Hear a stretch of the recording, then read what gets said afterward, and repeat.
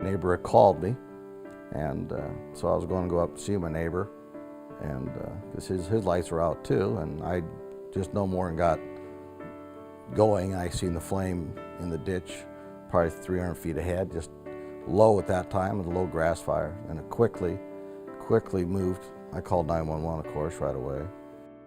I was at work when I got the call, and Bob thought that the house was going to be a total loss. Siding was holding up just unbelievable. I thought the house was gone, but it just kept hanging in there until the fire department got control of the fire. But the siding held up beautifully.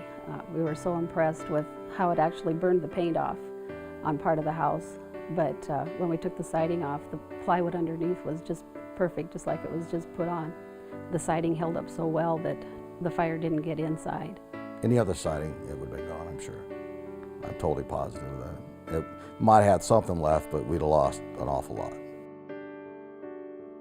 I had talked to a couple of the firemen that were here, and they pointed out how checked the cedar trim was that we had on the corners of the house. And he said that that checking shows how hot that fire was burning.